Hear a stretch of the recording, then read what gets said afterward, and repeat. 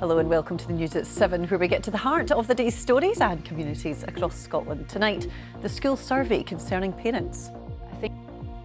We'll speak to one children's organisation. Also tonight, changes to the way of prescribing weight loss jags. We will have all the sport with Sheila, of course. What have you got for us tonight? And Scotland's first fizzy wine produced in the Borders. Hello, I'm Amy Irons. Welcome to the news at 7.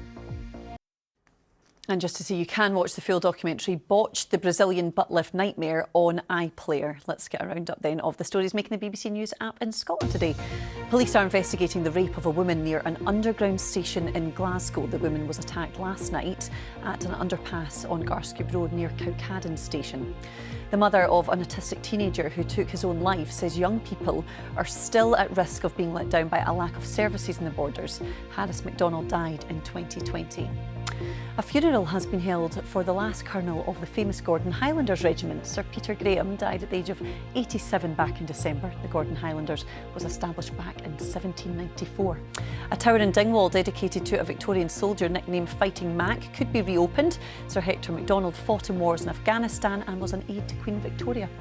And Dumfries and Galloway Council has decided to play a role in the redevelopment of a large derelict factory on the outskirts of Dumfries. It could help regeneration of the interfloor site at Heath Hall.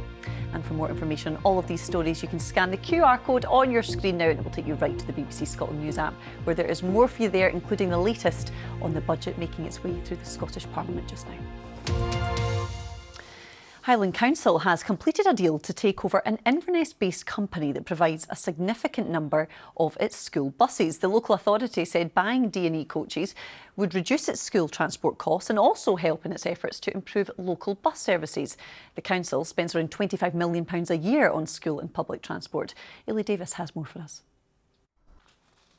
And that's all your sport. Tell me about the fizz. I know, I was going to say, Sheila, I think you should grab a glass and stay where you are, because I think you will like this. If you're a fan as well of champagne, cava or Prosecco, this next one is definitely for you. A couple in the Borders have produced the first sparkling wine in Scotland. Lorna and Trevor Jackson decided to plant the vineyard on spare land they had at their farm at Charlesfield in St Boswells. Using the Scottish-grown grapes, they created Borders Bubbly. Here's our reporter Cameron Buttle with more.